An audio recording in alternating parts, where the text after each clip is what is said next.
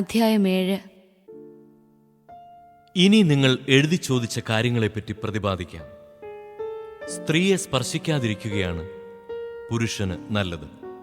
എന്നാൽ വ്യഭിചാരം ചെയ്യാൻ പ്രലോഭനങ്ങൾ ഉണ്ടാകാമെന്നതുകൊണ്ട് പുരുഷന് ഭാര്യയും സ്ത്രീക്ക് ഭർത്താവും ഉണ്ടായിരിക്കട്ടെ. ഭർത്താവ് ഭാര്യയോടുള്ള ദാമ്പത്യധർമ്മം നിറവേറ്റണം. അതുപോലെ തന്നെ ഭാര്യയും. ഭാര്യയുടെ ശരീരത്തിന്മേൽ അവൾക്കല്ല അധികാരം, ഭർത്താവിനാണ്. അതുപോലെ തന്നെ ഭർത്താവിന്റെ ശരീരത്തിന്മേൽ അവനല്ല, ഭാര്യയ്ക്കാണ് അധികാരം. പ്രാർത്ഥനാ ജീവിതത്തിനായി ഇരുവരും തീരുമാനിക്കുന്ന കുറെ കാലത്തേക്കല്ലാതെ പരസ്പരം നൽകേണ്ട അവകാശങ്ങൾ നിഷേധിക്കരുത്. അതിനുശേഷം ഒന്നിച്ചു ചേരുകയും വേണം. അല്ലാത്തപക്ഷം നിങ്ങളുടെ സംയമനക്കുറവ് നിമിത്തം പിശാച് നിങ്ങളെ പ്രലോഭിപ്പിക്കും. ഇത് ഒരു ആനുകൂല്യമായിട്ടാണ് ഞാൻ പറയുന്നത്, കൽപ്പനയായിട്ടല്ല. എല്ലാവരും എന്നെപ്പോലെ ആയിരുന്നെങ്കിലെന്ന് ഞാൻ ആശിക്കുന്നു. എന്നാൽ ദൈവത്തിൽ നിന്ന് ഓരോരുത്തർക്കും പ്രത്യേക ദാനങ്ങളാണല്ലോ ലഭിക്കുന്നത്. അവിവാഹിതരോടും വിധവകളോടും ഞാൻ പറയുന്നു, എന്നെപ്പോലെ ആയിരിക്കുന്നതാണ് അവർക്ക് നല്ലത്. എന്നാൽ സംയമനം സാധ്യമല്ലാത്തവർ വിവാഹം ചെയ്യട്ടെ. വികാരം കൊണ്ട് ദഹിക്കുന്നതിനേക്കാൾ വിവാഹിതരാകുന്നതാണ് നല്ലത്. വിവാഹിതരോട് ഞാൻ കൽപ്പിക്കുന്നു, ഞാനല്ല, കർത്താവ് തന്നെ കൽപ്പിക്കുന്നു, ഭാര്യ ഭർത്താവിൽ നിന്ന് വേർപിരിയരുത്. അഥവാ വേർപിരിയുന്നെങ്കിൽ അവിവാഹിതയെപ്പോലെ ജീവിക്കണം. അല്ലെങ്കിൽ ഭർത്താവുമായി രമ്യപ്പെടണം. ഭർത്താവ് ഭാര്യയെ ഉപേക്ഷിക്കരുത്. ശേഷമുള്ളവരോട് കർത്താവല്ല, ഞാൻ തന്നെ പറയുന്നു, ഏതെങ്കിലും സഹോദരന് അവിശ്വാസിനിയായ ഭാര്യ ഉണ്ടായിരിക്കുകയും അവൾ അവനോടൊത്ത് ജീവിക്കാൻ സമ്മതിക്കുകയും ചെയ്താൽ അവൻ അവളെ ഉപേക്ഷിക്കരുത്. ഏതെങ്കിലും സ്ത്രീക്ക് അവിശ്വാസിയായ ഭർത്താവ് ഉണ്ടായിരിക്കുകയും അവൻ അവളോടൊത്ത് ജീവിക്കാൻ സമ്മതിക്കുകയും ചെയ്താൽ അവൾ അവനെ ഉപേക്ഷിക്കരുത്. എന്തെന്നാൽ അവിശ്വാസിയായ ഭർത്താവ് ഭാര്യ മുഖേനയും അവിശ്വാസിനിയായ ഭാര്യ ഭർത്താവ് മുഖേനയും വിശുദ്ധീകരിക്കപ്പെടുന്നു. അല്ലെങ്കിൽ നിങ്ങളുടെ മക്കൾ അശുദ്ധരാകുമായിരുന്നു. എന്നാൽ ഈ സ്ഥിതിയിൽ അവർ വിശുദ്ധരത്രേ. അവിശ്വാസിയായ ജീവിത പങ്കാളി വേർപിരിഞ്ഞു പോകാൻ ആഗ്രഹിക്കുന്നെങ്കിൽ അപ്രകാരം ചെയ്തുകൊള്ളട്ടെ. അത്തരം സന്ദർഭങ്ങളിൽ ആ സഹോദരന്റെയോ സഹോദരിയുടെയോ വിവാഹബന്ധം നിലനിൽക്കുന്നില്ല. ദൈവം നിങ്ങളെ സമാധാനത്തിലേക്കാണ് വിളിച്ചിരിക്കുന്നത്. അല്ലയോ സ്ത്രീ, നിനക്ക് ഭർത്താവിനെ രക്ഷിക്കാനാവുമോ എന്ന് എങ്ങനെ അറിയാം? അല്ലയോ പുരുഷ, നിനക്ക് ഭാര്യയെ രക്ഷിക്കാനാവുമോ എന്ന് എങ്ങനെ അറിയാം? ദൈവത്തിന്റെ നിയോഗവും വിളിയുമനുസരിച്ച് ഓരോരുത്തരും ജീവിതം നയിക്കട്ടെ. ഇതാണ് എല്ലാ സഭകളോടും ഞാൻ കൽപ്പിക്കുന്നത്. ആരെങ്കിലും ദൈവവിളി സ്വീകരിക്കുമ്പോൾ പരിച്ഛേദനം ചെയ്യപ്പെട്ടിട്ടുണ്ടെങ്കിൽ അതിന്റെ അടയാളങ്ങൾ മാറ്റാൻ ശ്രമിക്കേണ്ട. ആരെങ്കിലും വിളി സ്വീകരിക്കുമ്പോൾ പരിച്ഛേദനം ചെയ്യപ്പെട്ടിട്ടില്ലെങ്കിൽ പിന്നെ പരിച്ഛേദനം ചെയ്യേണ്ടതില്ല. പരിച്ഛേദിതനോ അപരിച്ഛേദിതനോ എന്ന് നോക്കേണ്ട. ദൈവകൽപ്പനകൾ പാലിക്കുക എന്നതാണ് സർവപ്രധാനം. വിളിക്കപ്പെട്ടപ്പോഴുള്ള അവസ്ഥയിൽ തന്നെ ഓരോരുത്തരും തുടർന്നുകൊള്ളട്ടെ. ദൈവം നിന്നെ വിളിച്ചപ്പോൾ നീ അടിമയായിരുന്നുവോ? സാരമില്ല. സ്വതന്ത്രനാകാൻ സാധ്യതയുണ്ടെങ്കിൽ അത് പ്രയോജനപ്പെടുത്തിക്കൊള്ളുക. എന്തെന്നാൽ അടിമയായിരിക്കുമ്പോൾ കർത്താവിന്റെ വിളി ലഭിച്ചവൻ കർത്താവിനാൽ സ്വതന്ത്രനാക്കപ്പെട്ടവനാണ്. അതുപോലെ തന്നെ സ്വതന്ത്രനായിരിക്കുമ്പോൾ വിളി ലഭിച്ചവൻ ക്രിസ്തുവിന്റെ അടിമയുമാണ്. നിങ്ങൾ വിലയ്ക്ക് വാങ്ങപ്പെട്ടവരാണ്. നിങ്ങൾ മനുഷ്യരുടെ അടിമകളായി തീരരുത്. അതുകൊണ്ട് സഹോദരരെ, ഏതവസ്ഥയിൽ നിങ്ങൾ വിളിക്കപ്പെട്ടുവോ ആ അവസ്ഥയിൽ ദൈവത്തോടൊത്ത് നിലനിൽക്കുവിൻ. അവിവാഹിതരെപ്പറ്റി കർത്താവിന്റെ കൽപ്പനയൊന്നും എനിക്ക് ലഭിച്ചിട്ടില്ല. എന്നാൽ വിശ്വസ്തനായിരിക്കാൻ കർത്താവിൽ നിന്ന് കരുണ ലഭിച്ചവനെന്ന നിലയിൽ എന്റെ അഭിപ്രായം ഞാൻ പറയുന്നു. ആസന്നമായ വിപൽസന്ധി കണക്കിലെടുക്കുമ്പോൾ ഓരോരുത്തരും ഇപ്പോഴത്തെ നിലയിൽ തുടരുന്നതായിരിക്കും നല്ലതെന്ന് ഞാൻ കരുതുന്നു. നീ സഭാര്യനാണെങ്കിൽ സ്വതന്ത്രനാകാൻ ശ്രമിക്കേണ്ട. വിഭാര്യനാണെങ്കിൽ വിവാഹിതനാവുകയും വേണ്ട. നീ വിവാഹം കഴിക്കുന്നെങ്കിൽ അതിൽ പാപമില്ല. കന്യക വിവാഹിതയായാൽ അവളും പാപം ചെയ്യുന്നില്ല. എന്നിരിക്കലും വിവാഹിതരാകുന്നവർക്ക് ലൗകിക ക്ലേശങ്ങൾ ഉണ്ടാകും. അതിൽ നിന്ന് നിങ്ങളെ ഒഴിവാക്കാനാണ് എന്റെ ശ്രമം. സഹോദരരെ, സമയം പരിമിതമാണ്. ഇനിമേൽ ഭാര്യമാരുള്ളവർ ഇല്ലാത്തവരെ പോലെയും, വിലപിക്കുന്നവർ വിലപിക്കാത്തവരെ പോലെയും, ആഹ്ലാദിക്കുന്നവർ ആഹ്ലാദിക്കാത്തവരെ പോലെയും, വാങ്ങുന്നവർ ഒന്നും കൈവശമില്ലാത്തവരെ പോലെയും, ലോകകാര്യങ്ങളിൽ ഇടപെടുന്നവർ ഇടപെടാത്തവരെ പോലെയും ആയിരിക്കട്ടെ. എന്തെന്നാൽ ഈ ലോകത്തിന്റെ രൂപഭാവങ്ങൾ മാറി മറിഞ്ഞുകൊണ്ടിരിക്കുന്നു. നിങ്ങൾക്ക് ഉത്കണ്ഠയുണ്ടാകരുതെന്ന് ഞാൻ ആഗ്രഹിക്കുന്നു. അവിവാഹിതൻ കർത്താവിനെ എങ്ങനെ സംപ്രീതനാക്കാമെന്ന് ചിന്തിച്ച് കർത്താവിന്റെ കാര്യങ്ങളിൽ തൽപരനാകുന്നു. വിവാഹിതൻ സ്വഭാര്യയെ എങ്ങനെ പ്രീതിപ്പെടുത്താമെന്ന് ചിന്തിച്ച് ലൗകിക കാര്യങ്ങളിൽ തൽപരനാകുന്നു. അവന്റെ താൽപ്പര്യങ്ങൾ വിഭജിക്കപ്പെട്ടിരിക്കുന്നു. അവിവാഹിതയായ സ്ത്രീയും കന്യകയും ആത്മാവിലും ശരീരത്തിലും വിശുദ്ധി പാലിക്കാനായി കർത്താവിന്റെ കാര്യങ്ങളിൽ തൽപരരാണ്. വിവാഹിതയായ സ്ത്രീയാകട്ടെ ഭർത്താവിനെ എങ്ങനെ സന്തോഷിപ്പിക്കാമെന്ന് ചിന്തിച്ച് ലൗകിക കാര്യങ്ങളിൽ തൽപരയാകുന്നു. ഞാനിത് പറയുന്നത് നിങ്ങളുടെ നന്മയ്ക്ക് വേണ്ടിയാണ്, നിങ്ങളുടെ സ്വാതന്ത്ര്യത്തെ തടയാനല്ല. പ്രത്യുത നിങ്ങൾക്ക് ഉചിതമായ ജീവിതക്രമവും കർത്താവിനെ ഏകാഗ്രമായി ശുശ്രൂഷിക്കാൻ അവസരവുമുണ്ടാകാൻ വേണ്ടിയാണ്. ഒരുവന് തന്റെ കന്യകയോട് സംയമനത്തോടുകൂടി പെരുമാറാൻ സാധിക്കുകയില്ലെന്ന് തോന്നിയാൽ അവൾ യൗവനത്തിന്റെ വസന്തം പിന്നിട്ടവളെങ്കിലും അനിവാര്യമെങ്കിൽ അവന്റെ ഹിതം പോലെ പ്രവർത്തിക്കട്ടെ. അവർ വിവാഹം കഴിക്കട്ടെ, അത് പാപമല്ല. എന്നാൽ ആത്മസംയമനം പാലിക്കാൻ ബുദ്ധിമുട്ടില്ലാത്ത ആരെങ്കിലും തന്റെ കന്യകയെ കന്യകയായി തന്നെ സൂക്ഷിക്കാൻ ദൃഢനിശ്ചയം ചെയ്യുന്നെങ്കിൽ അവന്റെ പ്രവൃത്തി ഉത്തമമാണ്. തന്റെ കന്യകയെ വിവാഹം ചെയ്യുന്നവൻ ഉചിതമായി പ്രവർത്തിക്കുന്നു. എന്നാൽ വിവാഹം ചെയ്യാതിരിക്കുന്നവൻ കൂടുതൽ ശ്ലാഘനീയനാണ്. ഭർത്താവ് ജീവിച്ചിരിക്കുന്നിടത്തോളം കാലം ഭാര്യയുടെ വിവാഹബന്ധം നിലനിൽക്കുന്നു.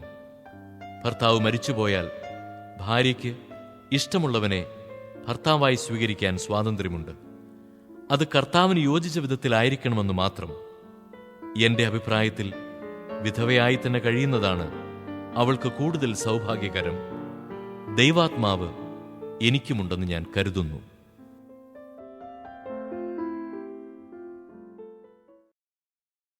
അധ്യായം 8. ഇനി വിഗ്രഹങ്ങൾക്ക് അർപ്പിച്ച ഭക്ഷണ സാധനങ്ങളെപ്പറ്റി പറയാം. ഇക്കാര്യത്തിൽ നമുക്കറിവുണ്ടെന്നാണല്ലോ സങ്കല്പം. അറിവ് അഹന്ത ജനിപ്പിക്കുന്നു, സ്നേഹമോ ആത്മീയോത്കർഷം വരുത്തുന്നു. അറിവുണ്ടെന്ന് ഭാവിക്കുന്നവൻ അറിയേണ്ടത് അറിയുന്നില്ല. എന്നാൽ ദൈവം തന്നെ സ്നേഹിക്കുന്നവനെ അംഗീകരിക്കുന്നു. വിഗ്രഹങ്ങൾക്കർപ്പിച്ച ഭക്ഷണ സാധനങ്ങളെപ്പറ്റിയാണെങ്കിൽ ലോകത്തിൽ വിഗ്രഹമെന്നൊന്നില്ലെന്നും ഏകദൈവമല്ലാതെ മറ്റൊരു ദൈവമില്ലെന്നും നമുക്കറിയാം. ദൈവങ്ങൾ എന്ന് വിളിക്കപ്പെടുന്നവർ ആകാശത്തിലും ഭൂമിയിലുമുണ്ടെന്നിരിക്കട്ടെ, അങ്ങനെ പല ദേവന്മാരും നാഥന്മാരുമുണ്ടല്ലോ. എങ്കിലും നമുക്ക് ഒരു ദൈവമേ ഉള്ളൂ. ആരാണോ സർവവും സൃഷ്ടിച്ചത്, ആർക്കുവേണ്ടിയാണോ നാം ജീവിക്കുന്നത്, ആ പിതാവ്. ഒരു കർത്താവേ നമുക്കുള്ളൂ. ആരിലൂടെയാണോ സർവവും ഉളവായത്, ആരിലൂടെയാണോ നാം നിലനിൽക്കുന്നത്, ആ യേശുക്രിസ്തു. എങ്കിലും ഈ അറിവ് എല്ലാവർക്കുമില്ല. ഇതുവരെ വിഗ്രഹങ്ങളുമായി ബന്ധപ്പെട്ട് ജീവിച്ച ചിലർ ഭക്ഷിക്കുന്നത് വിഗ്രഹാരാധകരുടെ മനോഭാവത്തോടെയാണ്. അവരുടെ മനസാക്ഷി ദുർബലമാകയാൽ അത് മലിനമായിത്തീരുന്നു. ഭക്ഷണം നമ്മെ ദൈവത്തോട് അടുപ്പിക്കുകയില്ല. ഭക്ഷിക്കാതിരിക്കുന്നതുകൊണ്ട് നമ്മൾ കൂടുതൽ അയോഗ്യരോ ഭക്ഷിക്കുന്നതുകൊണ്ട് കൂടുതൽ യോഗ്യരോ ആകുന്നുമില്ല. നിങ്ങളുടെ സ്വാതന്ത്ര്യം ബലഹീനർക്ക് ഏതെങ്കിലും വിധത്തിൽ ഇടർച്ചയ്ക്ക് കാരണമാകാതിരിക്കാൻ സൂക്ഷിക്കണം. എന്തെന്നാൽ അറിവുള്ളവനായ നീ വിഗ്രഹാലയത്തിൽ ഭക്ഷണത്തിനിരിക്കുന്നതായി ദുർബല മനസാക്ഷിയുള്ള ഒരുവൻ കണ്ടാൽ വിഗ്രഹങ്ങൾക്കർപ്പിച്ച ഭക്ഷണ സാധനം കഴിക്കാൻ അത് അവന് പ്രോത്സാഹനമാകയില്ലേ? അങ്ങനെ നിന്റെ അറിവ് ക്രിസ്തു ആർക്കുവേണ്ടി മരിച്ചോ ആ ബലഹീന സഹോദരന് നാശകാരണമായി തീരുന്നു. ഇപ്രകാരം സഹോദരർക്കെതിരായി പാപം ചെയ്യുമ്പോഴും അവരുടെ ദുർബല മനസാക്ഷിയെ മുറിപ്പെടുത്തുമ്പോഴും നീ ക്രിസ്തുവിനെതിരായി പാപം ചെയ്യുന്നു. അതിനാൽ ഭക്ഷണം എൻ്റെ സഹോദരന് ദുഷ്പ്രേരണയ്ക്ക് കാരണമാകുന്നെങ്കിൽ അങ്ങനെ സംഭവിക്കാതിരിക്കാൻ വേണ്ടി ഞാൻ ഒരിക്കലും മാംസം ഭക്ഷിക്കുകയില്ല.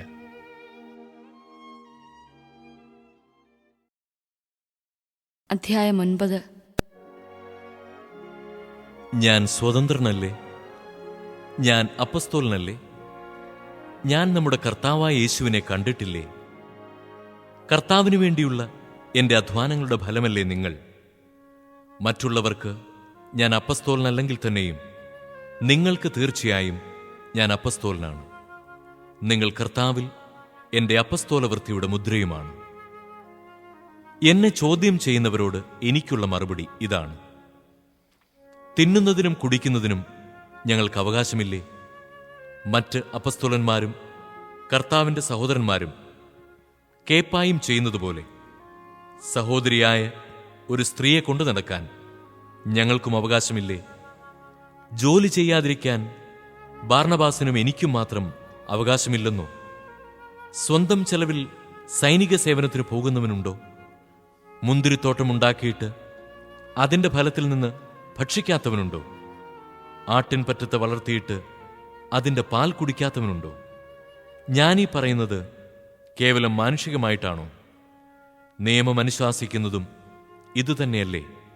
എന്തെന്നാൽ മോശയുടെ നിയമത്തിൽ എഴുതിയിരിക്കുന്നു, ധാന്യമതിക്കുന്ന കാളയുടെ വായ് നിങ്ങൾ മൂടിക്കെട്ടരുത്. കാളയുടെ കാര്യത്തിലാണോ ദൈവത്തിന് ശ്രദ്ധ? അവിടുന്ന് സംസാരിക്കുന്നതത്രയും നമുക്ക് വേണ്ടിയല്ലേ? ഉഴുന്നവൻ പ്രതിഫലേച്ഛയോടും മെതിക്കുന്നവൻ ഓഹരി ലഭിക്കുമെന്ന പ്രതീക്ഷയോടും കൂടെ ജോലി ചെയ്യുന്നതിന് നമുക്ക് വേണ്ടി ഇതെഴുതപ്പെട്ടിരിക്കുന്നു. ഞങ്ങൾ നിങ്ങളുടെ ഇടയിൽ ആത്മീയ നന്മകൾ വിതച്ചെങ്കിൽ നിങ്ങളിൽ നിന്ന് ഭൗതിക ഫലങ്ങൾ കൊയ്യുന്നത് അധികപ്പറ്റാണോ? നിങ്ങളുടെ മേലുള്ള ഈ ന്യായമായ അവകാശത്തിൽ മറ്റുള്ളവർക്ക് പങ്കുചേരാമെങ്കിൽ ഞങ്ങൾക്ക് അതിന് കൂടുതൽ അർഹതയില്ലേ? എങ്കിലും ഞങ്ങൾ ഈ അവകാശം ഉപയോഗപ്പെടുത്തിയിട്ടില്ല. ക്രിസ്തുവിൻ്റെ സുവിശേഷത്തിന് ഒരു പ്രതിബന്ധവും ഉണ്ടാകാതിരിക്കാൻ എല്ലാം ഞങ്ങൾ സഹിക്കുന്നു. ദേവാലയ ജോലിക്കാർക്കുള്ള ഭക്ഷണം ദേവാലയത്തിൽ നിന്നാണെന്നും അൾത്താർ ശുശ്രൂഷകർ ബലിവസ്തുക്കളുടെ പങ്ക് പറ്റുന്നുവെന്നും നിങ്ങൾ അറിയുന്നില്ലേ? അതുപോലെ സുവിശേഷ പ്രഘോഷകർ സുവിശേഷം കൊണ്ടുതന്നെ ഉപജീവനം കഴിക്കണമെന്ന് കർത്താവ് കൽപ്പിച്ചിരിക്കുന്നു. എന്നാൽ ഇതൊന്നും ഞാൻ ഉപയോഗപ്പെടുത്തിയിട്ടില്ല. അങ്ങനെയുള്ള അവകാശങ്ങൾ ഉറപ്പിക്കുന്നതിനു വേണ്ടി ഞാൻ ഇക്കാര്യങ്ങൾ എഴുതുകയുമല്ല. എന്തെന്നാൽ മറ്റൊരുവനിൽ നിന്ന് അഭിമാനക്ഷതമേൽക്കുന്നതിൽ ഭേദം മരിക്കുകയാണ്. ഞാൻ സുവിശേഷം പ്രസംഗിക്കുന്നെങ്കിൽ അതിലെനിക്ക് അഹംഭാവത്തിന് വകയില്ല. അതെന്റെ കടമയാണ്. ഞാൻ സുവിശേഷം പ്രസംഗിക്കുന്നില്ലെങ്കിൽ എനിക്ക് ദുരിതം. ഞാൻ സ്വമനസ്സായി ഇത് ചെയ്യുന്നെങ്കിൽ എനിക്ക് പ്രതിഫലമുണ്ട്. അങ്ങനെയല്ലെങ്കിൽ മറ്റാരുടെയോ നിയോഗമനുസരിച്ചാണ് ചെയ്യുന്നത്. അപ്പോൾ എന്താണ് എൻ്റെ പ്രതിഫലം? സുവിശേഷം നൽകുന്ന അവകാശം പൂർണ്ണമായി ഉപയോഗിക്കാതെ പ്രതിഫലം എന്നെ സുവിശേഷം പ്രസംഗിക്കുന്നതിലുള്ള സംതൃപ്തി മാത്രം. ഞാൻ എല്ലാവരിൽ നിന്ന് സ്വതന്ത്രനാണെങ്കിലും വളരെ പേരെ നേടേണ്ടതിന് ഞാൻ എല്ലാവരുടെയും ദാസനായി തീർന്നിരിക്കുന്നു. യഹൂദരെ നേടേണ്ടതിന് ഞാൻ അവരുടെ ഇടയിൽ യഹൂദനെ പോലെയായി. നിയമത്തിന് കീഴുള്ളവരെ നേടേണ്ടതിന് നിയമത്തിന് വിധേയനല്ലെന്നിരിക്കലും ഞാൻ അവരെ പോലെയായി. നിയമത്തിന് പുറമേയുള്ളവരെ നേടേണ്ടതിന് ഞാൻ അവർക്ക് നിയമമില്ലാത്തവനെ പോലെയായി. അതേസമയം ഞാൻ ദൈവനിയമമില്ലാത്തവനായിരുന്നില്ല. പ്രത്യുത ക്രിസ്തുവിന്റെ നിയമത്തിന് അധീനനായിരുന്നു. ബലഹീനരെ നേടേണ്ടതിന് ഞാൻ അവർക്ക് ബലഹീനനായി. എല്ലാ പ്രകാരത്തിലും കുറെ പേരെ രക്ഷിക്കേണ്ടതിന് ഞാൻ എല്ലാവർക്കും എല്ലാമായി. സുവിശേഷത്തിൽ ഭാഗഭാക്കാകുന്നതിനായി സുവിശേഷത്തിനു വേണ്ടി ഞാൻ ഇവയെല്ലാം ചെയ്യുന്നു. മത്സരക്കളത്തിൽ എല്ലാ ഓട്ടക്കാരും ഓടുന്നെങ്കിലും സമ്മാനാർഹനാകുന്നത് ഒരുവൻ മാത്രമാണെന്ന് നിങ്ങൾക്കറിഞ്ഞുകൂടെ?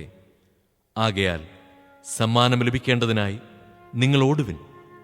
കായികാഭ്യാസികൾ എല്ലാ കാര്യത്തിലും ആത്മനിയന്ത്രണം പാലിക്കുന്നു.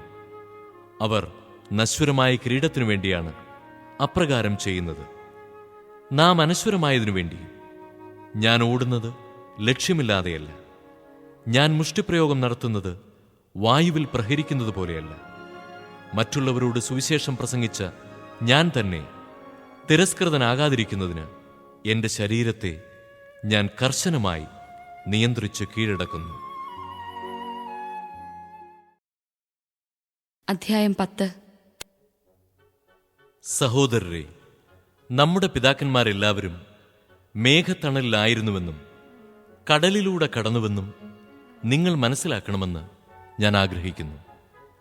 അവരെല്ലാവരും മേഘത്തിലും കടലിലും സ്നാനമേറ്റ് മോശയോട് ചേർന്നു. എല്ലാവരും ഒരേ ആത്മീയ ഭക്ഷണം കഴിച്ചു. എല്ലാവരും ഒരേ ആത്മീയ പാനീയം കുടിച്ചു. തങ്ങളെ അനുഗമിച്ച ആത്മീയ ശിലയിൽ നിന്നാണ് അവർ പാനം ചെയ്തത്. ആ ശില ക്രിസ്തുവാണ്. എന്നാൽ അവരിൽ മിക്കവരിലും ദൈവം പ്രസാദിച്ചില്ല. അവരെല്ലാം മരുഭൂമിയിൽ വെച്ച് ചിതറിക്കപ്പെട്ടു. അവരെ പോലെ നാം തിന്മ ആഗ്രഹിക്കാതിരിക്കാൻ ഇത് നമുക്ക് ഒരു പാഠമാണ്. അവരിൽ ചിലരെ പോലെ നിങ്ങൾ വിഗ്രഹാരാധകർ ആകരുത്. തിന്നാനും കുടിക്കാനുമായി ജനമിരിക്കുകയും നൃത്തം ചെയ്യാനായി എഴുന്നേൽക്കുകയും ചെയ്തുവെന്ന് അവരെപ്പറ്റി എഴുതപ്പെട്ടിരിക്കുന്നു. അവരിൽ ചിലർ വ്യഭിചാരം ചെയ്തതുപോലെ നമ്മൾ ഒരിക്കലും വ്യഭിചാരം ചെയ്യരുത്. അവരിൽ 23,000 പേർ ഒറ്റ ദിവസം കൊണ്ട് നാശമടഞ്ഞു. അവരിൽ ചിലർ ചെയ്തതുപോലെ നാം കർത്താവിനെ പരീക്ഷിക്കരുത്. അവരെല്ലാവരും പാമ്പുകടിയേറ്റു മരിച്ചു. അവരിൽ ചിലർ പിറുപിറുത്തതുപോലെ നാം പിറുപിറുക്കുകയും അരുത്. സംഹാരകൻ അവരെ നശിപ്പിച്ചു കളഞ്ഞു. ഇതെല്ലാം അവർക്ക് ഒരു താക്കീതായിട്ടാണ് സംഭവിച്ചത്. നമുക്ക് ഒരു പാഠമാകേണ്ടതിന് അവയെല്ലാം എഴുതപ്പെട്ടിരിക്കുന്നു. യുഗങ്ങളുടെ അന്തിമഘട്ടം നമ്മിലാണല്ലോ വന്നെത്തിയിരിക്കുന്നത്. ആകയാൽ നിൽക്കുന്നു എന്ന് വിചാരിക്കുന്നവൻ വീഴാതെ സൂക്ഷിച്ചു കൊള്ളട്ടെ. മനുഷ്യ സാധാരണമല്ലാത്ത ഒരു പ്രലോഭനവും നിങ്ങൾക്ക് നേരിട്ടിട്ടില്ല. ദൈവം വിശ്വസ്തനാണ്. നിങ്ങളുടെ ശക്തിക്ക് അതീതമായ പ്രലോഭനങ്ങൾ ഉണ്ടാകാൻ അവിടുന്ന് അനുവദിക്കുകയില്ല. പ്രലോഭനങ്ങൾ ഉണ്ടാകുമ്പോൾ അവയെ അതിജീവിക്കാൻ വേണ്ട ശക്തി അവിടുന്ന് നിങ്ങൾക്ക് നൽകും. ആകയാൽ പ്രിയപ്പെട്ടവരെ, വിഗ്രഹാരാധനയിൽ നിന്ന് ഓടിയകലുവിൻ. വിവേകമതികളോടെന്ന പോലെ ഞാൻ നിങ്ങളോട് പറയുന്നു, ഞാൻ പറയുന്നത് നിങ്ങൾ തന്നെ വിധിക്കുവിൻ. നാം ആശീർവദിക്കുന്ന അനുഗ്രഹത്തിന്റെ പാനപാത്രം ക്രിസ്തുവിന്റെ രക്തത്തിലുള്ള ഭാഗഭാഗിത്വമല്ലേ? നാം മുറിക്കുന്ന അപ്പം ക്രിസ്തുവിന്റെ ശരീരത്തിലുള്ള ഭാഗഭാഗിത്വമല്ലേ? അപ്പം ഒന്നേയുള്ളൂ. അതിനാൽ പലരായിരിക്കുന്ന നാം ഒരു ശരീരമാണ്. എന്തെന്നാൽ ഒരേ അപ്പത്തിൽ നാം ഭാഗഭാക്കുകളാണ്. ജനനം കൊണ്ട് മാത്രം ഇസ്രായേൽക്കാരായവരെ നോക്കുവിൻ. ബലിവസ്തുക്കൾ ഭക്ഷിക്കുന്നവർക്കല്ലേ ബലിപീഠത്തിലെ ഭാഗഭാഗിത്വം? വിഗ്രഹത്തിന് സമർപ്പിച്ച ആഹാരപദാർത്ഥമോ വിഗ്രഹം തന്നെയോ എന്തെങ്കിലുമാണെന്ന് ഞാൻ ഉദ്ദേശിക്കുന്നുണ്ടോ? ഇല്ല. വിജാതിയർ ബലിയർപ്പിക്കുന്നത് പിശാചിനാണ്, ദൈവത്തിനല്ല എന്നാണ് ഞാൻ പറയുന്നത്. നിങ്ങൾ പിശാചുക്കളുടെ പങ്കാളികളാകാൻ ഞാൻ ആഗ്രഹിക്കുന്നില്ല. ഒരേ സമയം കർത്താവിൻ്റെ പാനപാത്രവും പിശാചുക്കളുടെ പാനപാത്രവും കുടിക്കാൻ നിങ്ങൾക്ക് സാധിക്കുകയില്ല. കർത്താവിൻ്റെ മേശയിലും പിശാചുക്കളുടെ മേശയിലും ഭാഗഭാക്കുകളാകാനും സാധിക്കുകയില്ല. കർത്താവിൽ നാം അസൂയ ഉണർത്തണമോ? നാം അവിടുത്തേക്കാൾ ശക്തരാണോ? എല്ലാം നിയമാനുസൃതമാണ്, എന്നാൽ എല്ലാം പ്രയോജനകരങ്ങളല്ല. എല്ലാം നിയമാനുസൃതമാണ്, എന്നാൽ എല്ലാം പടുത്തുയർത്തുന്നില്ല. ഏതൊരുവനും സ്വന്തം നന്മ കാക്ഷിക്കാതെ അയൽക്കാരൻ്റെ നന്മ കാക്ഷിക്കട്ടെ. ചന്തയിൽ വിൽക്കപ്പെടുന്ന ഏതു തരം മാംസവും വാങ്ങി മനഃചാഞ്ചല്യം കൂടാതെ ഭക്ഷിച്ചുകൊള്ളുവിൻ. കാരണം ഭൂമിയും അതിലുള്ള സർവവും കർത്താവിൻ്റേതാണ്. അവിശ്വാസിയായ ഒരുവൻ നിന്നെ ഭക്ഷണത്തിന് ക്ഷണിക്കുകയും പോകാൻ നീ ആഗ്രഹിക്കുകയും ചെയ്താൽ വിളമ്പിത്തരുന്നതെന്തും മനഃചാഞ്ചല്യം കൂടാതെ ഭക്ഷിച്ചുകൊള്ളുക. എന്നാൽ ആരെങ്കിലും നിന്നോട് ഇത് ബലിയർപ്പിച്ച വസ്തുവാണ് എന്ന് പറയുന്നുവെങ്കിൽ ഈ വിവരമറിയിച്ച ആളെ കരുതിയും മനസാക്ഷിയെ കരുതിയും നീ അത് ഭക്ഷിക്കരുത്. നിന്റെ മനസാക്ഷിയല്ല, അവൻ്റേതാണ് ഞാൻ ഉദ്ദേശിക്കുന്നത്. എന്റെ സ്വാതന്ത്ര്യം മറ്റൊരുവന്റെ മനസാക്ഷി കൊണ്ട് എന്തിനു വിധിക്കപ്പെടണം? കൃതജ്ഞതയോടെയാണ് ഞാനതിൽ ഭാഗഭാക്കാകുന്നതെങ്കിൽ ഞാൻ കൃതജ്ഞതയർപ്പിക്കുന്ന ഒന്നിനു വേണ്ടി എന്തിന് എന്നെ കുറ്റപ്പെടുത്തണം? അതിനാൽ നിങ്ങൾ ഭക്ഷിക്കുകയോ പാനം ചെയ്യുകയോ മറ്റെന്തെങ്കിലും പ്രവർത്തിക്കുകയോ ചെയ്യുമ്പോൾ അവയെല്ലാം ദൈവമഹത്വത്തിനായി ചെയ്യുവിൻ. യഹൂദർക്കോ ഗ്രീക്കുകാർക്കോ ദൈവത്തിന്റെ സഭയ്ക്കോ നിങ്ങൾ ദ്രോഹമൊന്നും ചെയ്യരുത്. ഞാൻ തന്നെയും എല്ലാവരുടെയും രക്ഷയെപ്രതി അനേകരുടെ പ്രയോജനത്തിനായി എന്റെ പ്രയോജനം നോക്കാതെ എല്ലാ കാര്യങ്ങളിലും എല്ലാവരെയും പ്രീതിപ്പെടുത്താൻ പരിശ്രമിച്ചുകൊണ്ടിരിക്കുന്നു.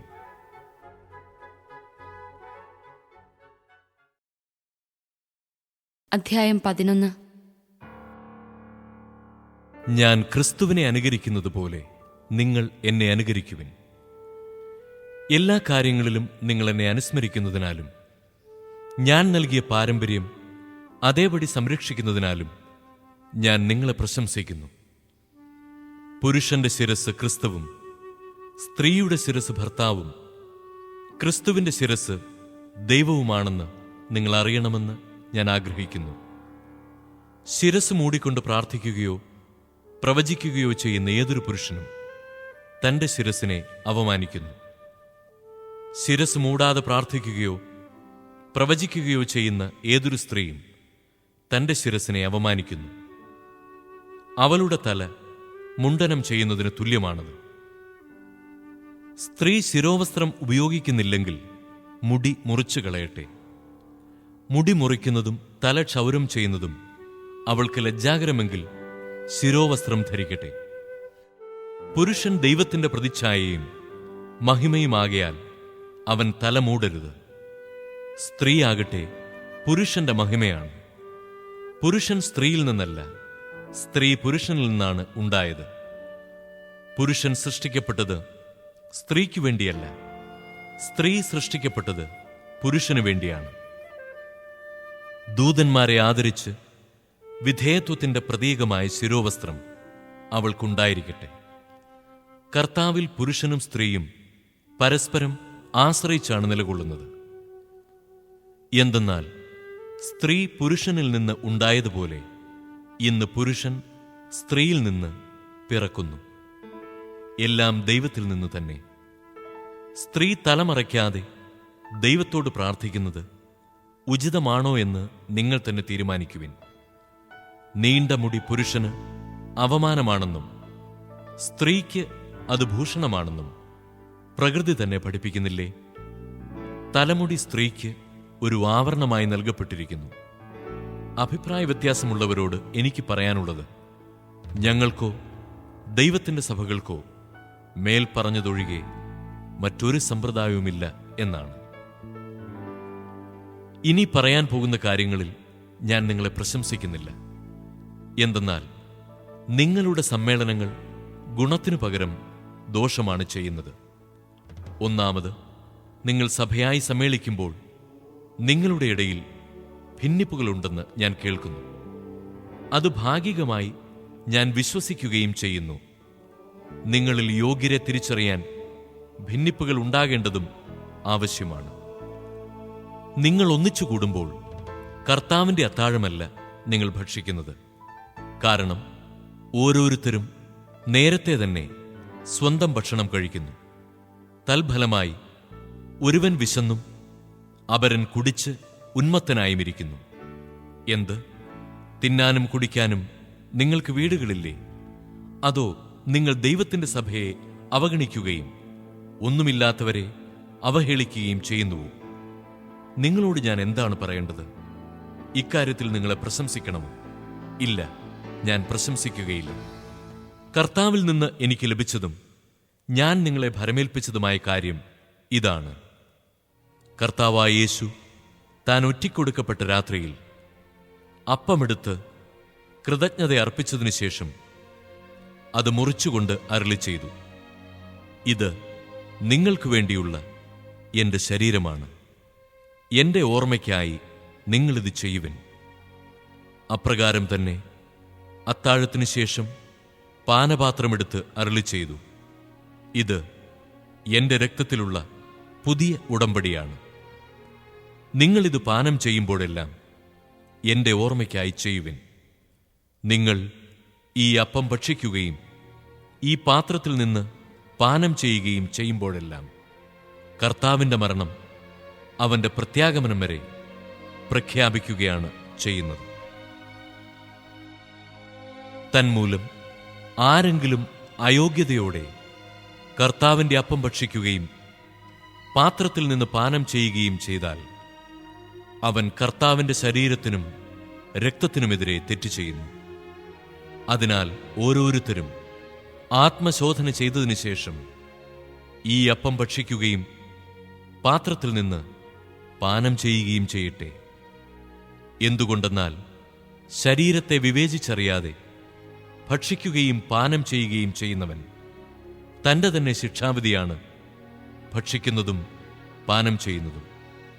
നിങ്ങളിൽ പലരും രോഗികളും ദുർബലരുമായിരിക്കുന്നതിനും ചിലർ മരിച്ചുപോയതിനും കാരണമിതാണ്.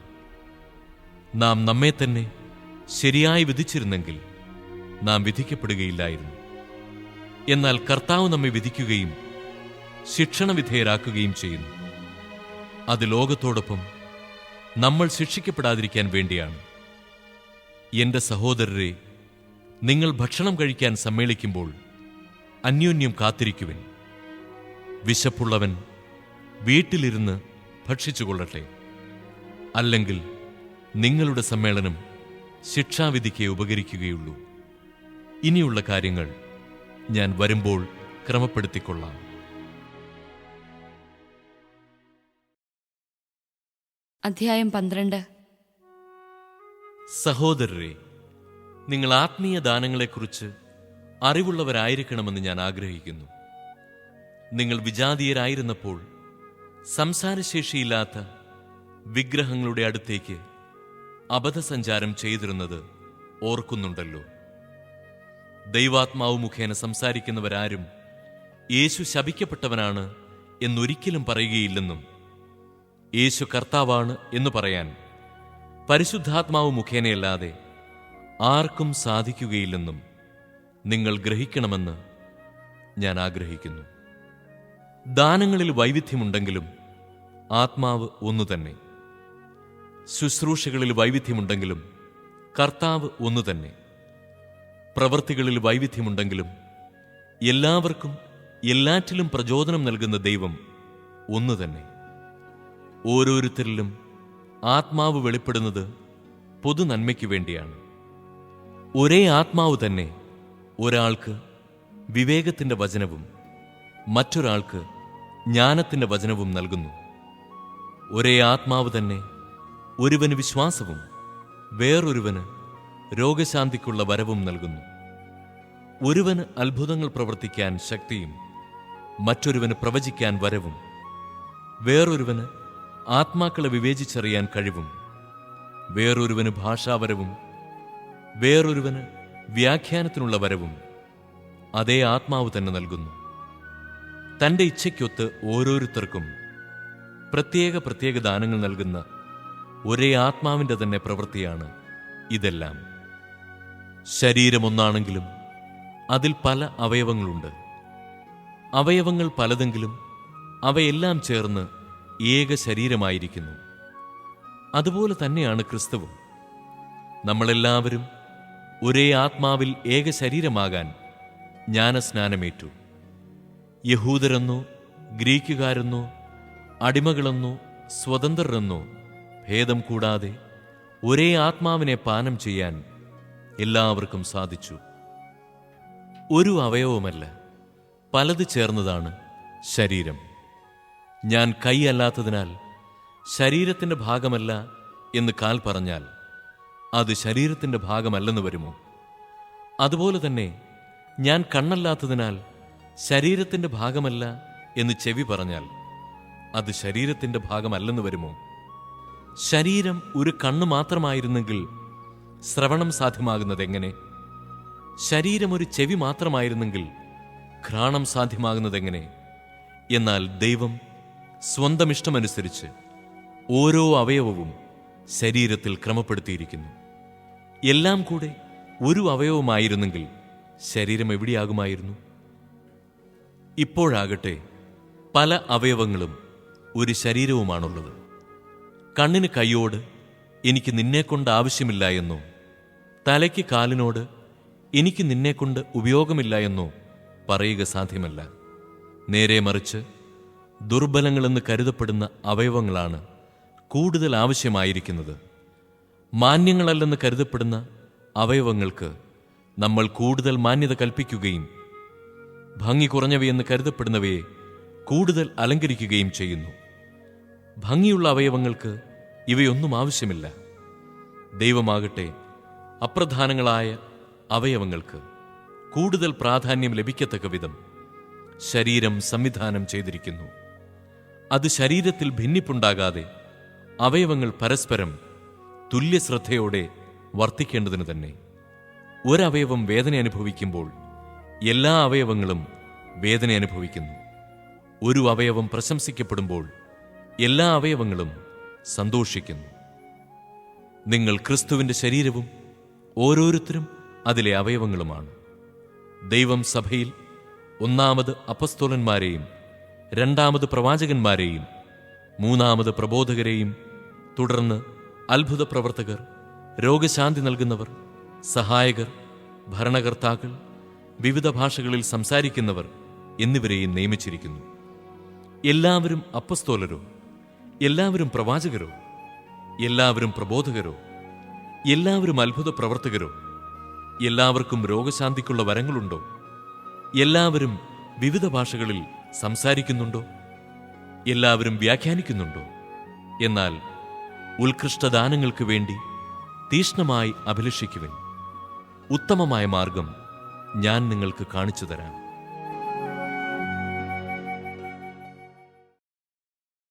അധ്യായം 13. ഞാൻ മനുഷ്യരുടെയും ദൈവദൂതന്മാരുടെയും ഭാഷകളിൽ സംസാരിച്ചാലും എനിക്ക് സ്നേഹമില്ലെങ്കിൽ ഞാൻ മുഴങ്ങുന്ന ചേങ്ങലയോ ചിലമ്പുന്ന കൈത്താളമോ ആണ്. എനിക്ക് പ്രവചനവരമുണ്ടായിരിക്കുകയും സകല രഹസ്യങ്ങളും ഞാൻ ഗ്രഹിക്കുകയും സകല വിജ്ഞാനവും മലകളെ മാറ്റാൻ തക്ക വിശ്വാസവും എനിക്കുണ്ടായാലും സ്നേഹമില്ലെങ്കിൽ ഞാൻ ഒന്നുമല്ല. ഞാൻ എൻ്റെ സർവ്വസമ്പത്തും ദാനം ചെയ്താലും എൻ്റെ ശരീരം ദഹിപ്പിക്കാൻ വിട്ടുകൊടുത്താലും സ്നേഹമില്ലെങ്കിൽ എനിക്ക് ഒരു പ്രയോജനവുമില്ല. സ്നേഹം ദീർഘക്ഷമയും ദയയുമുള്ളതാണ്. സ്നേഹം അസൂയപ്പെടുന്നില്ല, ആത്മപ്രശംസ ചെയ്യുന്നില്ല, അഹങ്കരിക്കുന്നില്ല. സ്നേഹം അനുചിതമായി പെരുമാറുന്നില്ല, സ്വാർത്ഥം അന്വേഷിക്കുന്നില്ല, കോപിക്കുന്നില്ല, വിദ്വേഷം പുലർത്തുന്നില്ല, അത് അനീതിയിൽ സന്തോഷിക്കുന്നില്ല, സത്യത്തിൽ ആഹ്ലാദം കൊള്ളുന്നു. സ്നേഹം സകലതും സഹിക്കുന്നു, സകലതും വിശ്വസിക്കുന്നു, സകലതും പ്രത്യാശിക്കുന്നു, സകലത്തെയും അതിജീവിക്കുന്നു. സ്നേഹം ഒരിക്കലും അവസാനിക്കുന്നില്ല. പ്രവചനങ്ങൾ കടന്നുപോകും, ഭാഷകളില്ലാതാകും, വിജ്ഞാനം തിരോഭവിക്കും. നമ്മുടെ അറിവും പ്രവചനവും അപൂർണമാണ്. പൂർണ്ണമായവ ഉദിക്കുമ്പോൾ അപൂർണമായവ അസ്തമിക്കുന്നു. ഞാൻ ശിശുവായിരുന്നപ്പോൾ ശിശുവിനെപ്പോലെ സംസാരിച്ചു, ശിശുവിനെപ്പോലെ ചിന്തിച്ചു, ശിശുവിനെപ്പോലെ യുക്തിവിചാരം നടത്തി. എന്നാൽ പ്രായപൂർത്തി വന്നപ്പോൾ ശിശുസഹജമായവ ഞാൻ കൈവിടിഞ്ഞു. ഇപ്പോൾ നമ്മൾ കണ്ണാടിയിലൂടെ അവ്യക്തമായി കാണുന്നു, അപ്പോഴാകട്ടെ മുഖാഭിമുഖം ദർശിക്കും. ഇപ്പോൾ ഞാൻ ഭാഗികമായി അറിയുന്നു, അപ്പോഴാകട്ടെ ദൈവം എന്നെ പൂർണ്ണമായി അറിയുന്നതുപോലെ ഞാനും പൂർണ്ണമായി അറിയും. വിശ്വാസം, പ്രത്യാശ, സ്നേഹം ഇവ മൂന്നും നിലനിൽക്കുന്നു. എന്നാൽ സ്നേഹമാണ് സർവോത്കൃഷ്ടം.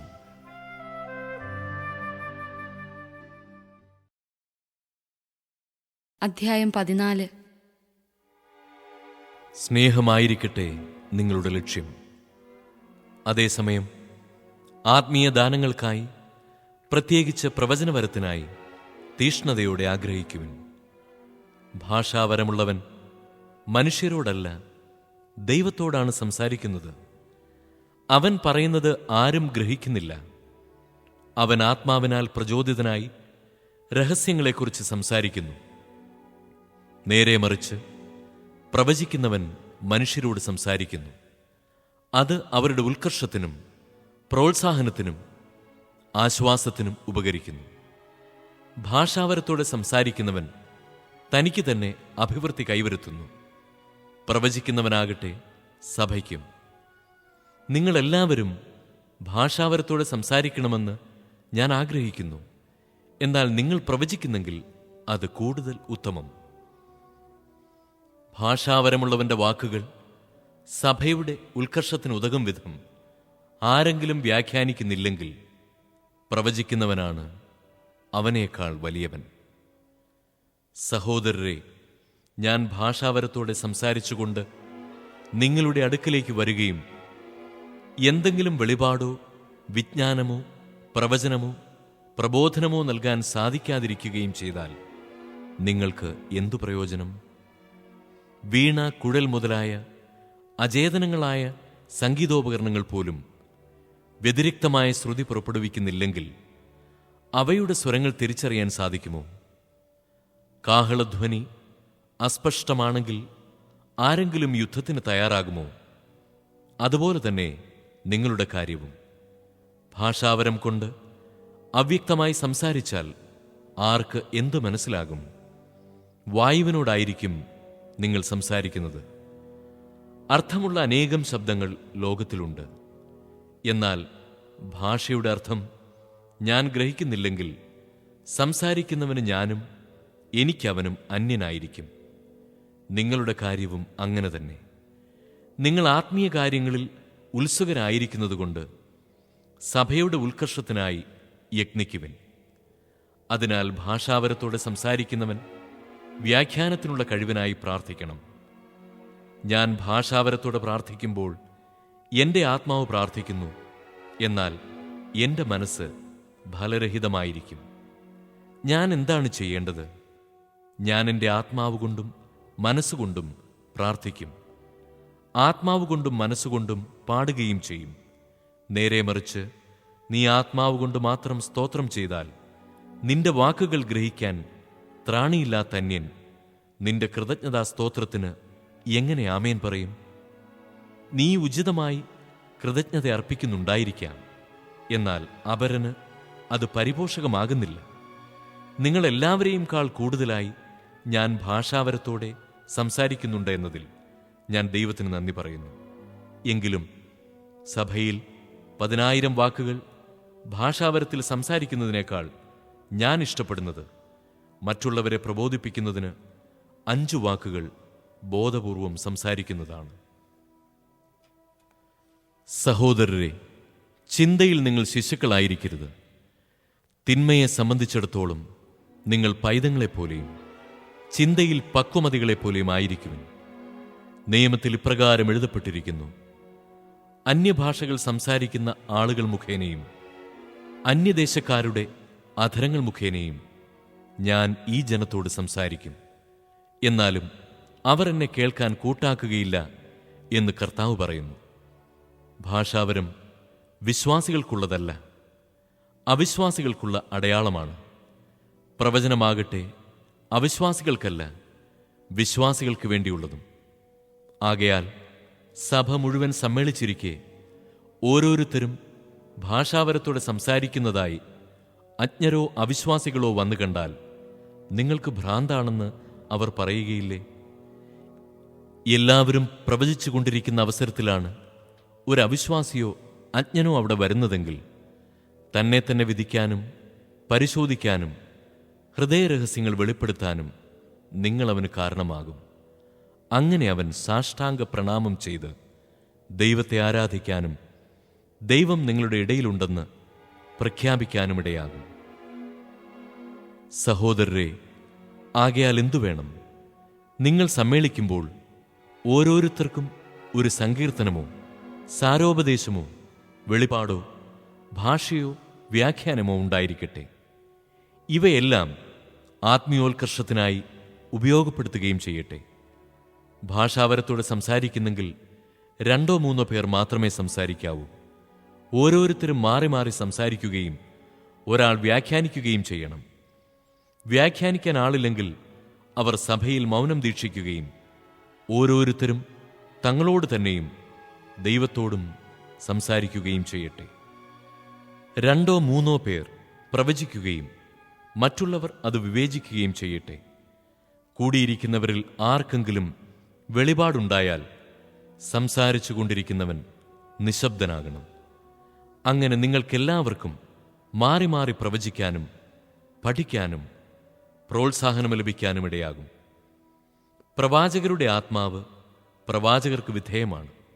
എന്തെന്നാൽ ദൈവം കോലാഹലത്തിൻ്റെ ദൈവമല്ല, സമാധാനത്തിൻ്റെ ദൈവമാണ്. വിശുദ്ധരുടെ എല്ലാ സഭകളിലും പതിവുള്ളതുപോലെ സമ്മേളനങ്ങളിൽ സ്ത്രീകൾ മൗനമായിരിക്കണം. സംസാരിക്കാൻ അവർക്ക് അനുവാദമില്ല. നിയമം അനുശാസിക്കുന്നത് പോലെ അവർ വിധേയത്വമുള്ളവരായിരിക്കട്ടെ.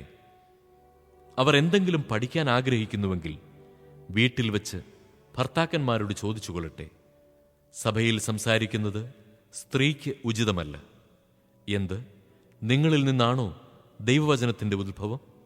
അതോ ദൈവവചനം സ്വീകരിക്കാൻ സാധിച്ചത് നിങ്ങൾക്ക് മാത്രമാണോ? പ്രവാചകനെന്നോ ആത്മീയ മനുഷ്യനെന്നോ ആരെങ്കിലും തന്നെ തന്നെ കരുതുന്നുണ്ടെങ്കിൽ നിങ്ങൾക്ക് ഞാൻ എഴുതുന്ന ഈ സംഗതികൾ കർത്താവിൻ്റെ കൽപ്പനയായി അവൻ അംഗീകരിക്കണം. ആരെങ്കിലും ഇത് അംഗീകരിക്കുന്നില്ലെങ്കിൽ അവനും അംഗീകരിക്കപ്പെടുകയില്ല. ആകയാൽ എൻ്റെ സഹോദരരെ, പ്രവചനവരത്തിനായി തീവ്രമായി അഭിലഷിക്കുവിൻ. ഭാഷാവരത്തോട് സംസാരിക്കുന്നവരെ നിരോധിക്കേണ്ട. എല്ലാ കാര്യങ്ങളും ഉചിതമായും ക്രമമായും ചെയ്യുവിൻ.